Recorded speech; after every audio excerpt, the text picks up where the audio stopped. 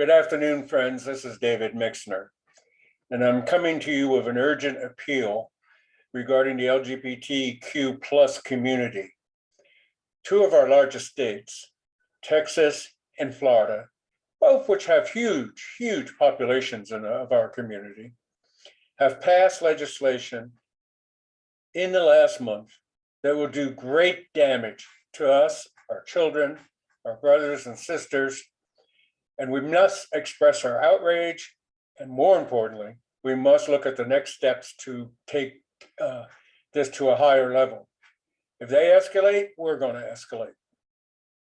Now, the Republican Party, once again, is making us pawns in their political game. Mouthing words we can live with, but taking these two actions that they took in each state is absolutely horrendous. So let's look at what they've done. Let's sort of strip away and understand the implications of what they've done. In Florida, they have passed a Don't Say Gay bill. Now, what it says is that in grades 1 through X, in schools basically, that no one can say the word gay. Gay rights can't be mentioned or part of a classroom. That if a parent is not happy with hearing a teacher or that there's a gay group in the school, they can actually sue the school district to stop that teacher and to stop us from gathering. Think about that. Think about that.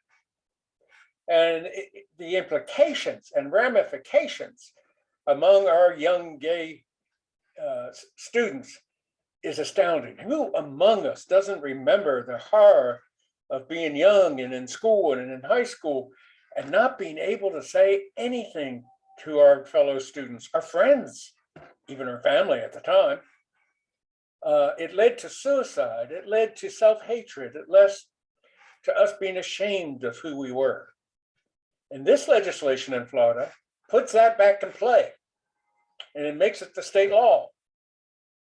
And gay students could be bullied, hassled, parents could be sued, school districts could be sued, teachers could be fired, and even more important, there is no question in my mind that suicide rate among our young will skyrocket as a result of this legislation.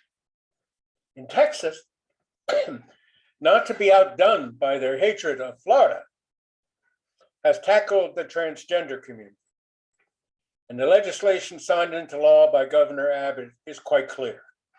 What it says that if you have a transgender child in your home and you enable them to talk about it and support them and love them for who they are and seek counseling and maybe even do some planning about a transition, the social services can be sent to your home for supporting and loving a child and remove the child from your house if you're supportive of your transgender child. You could lose your children. Now, you say I'm exaggerating and this isn't happening. It is happening already. There are homes that have already been visited by social services. Take your blinders off, folks. This is not a joke. This is serious escalation of the war against our freedom and our rights. Now, these bills, quite honestly, should never have seen the light of day. And I don't know how our community was caught so off guard. I know I wasn't invited to any fundraisers in New York.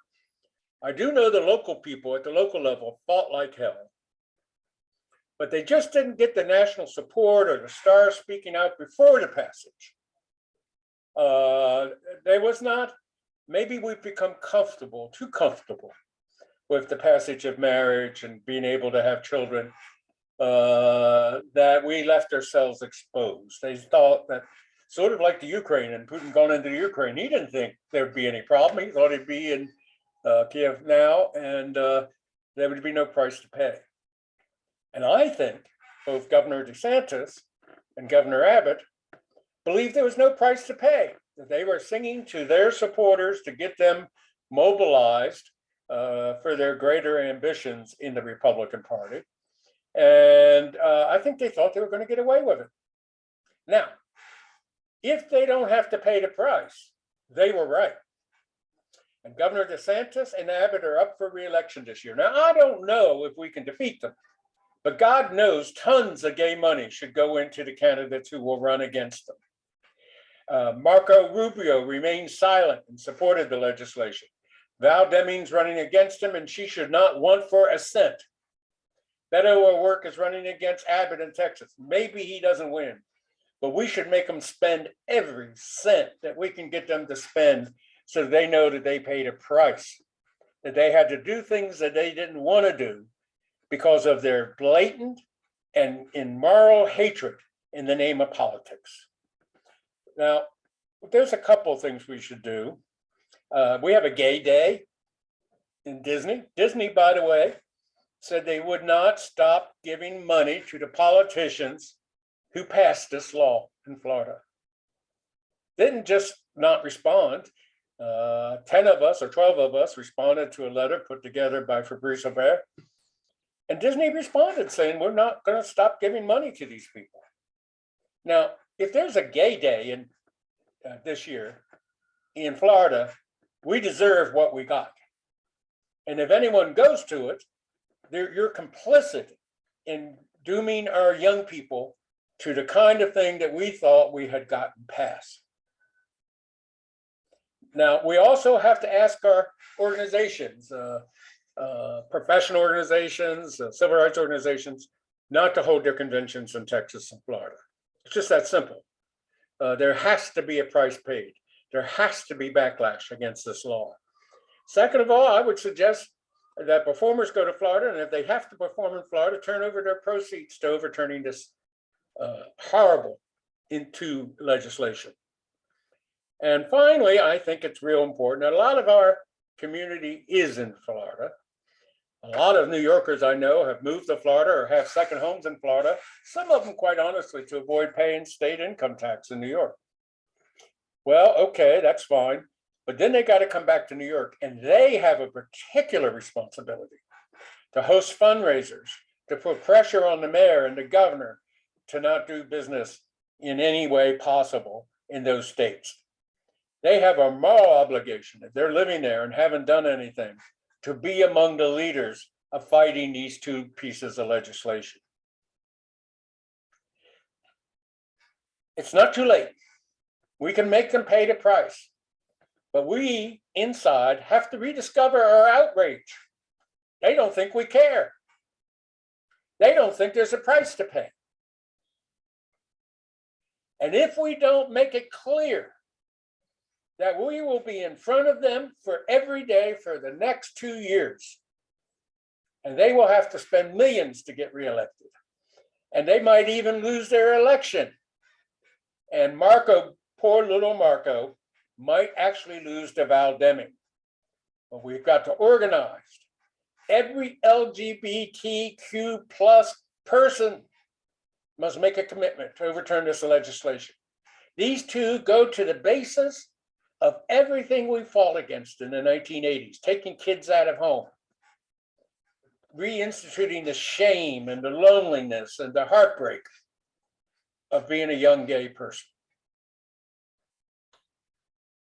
I don't know. We have a lot of self-examination to do in our community, how we can do it better, how we can be more vigilant, where our national organizations were.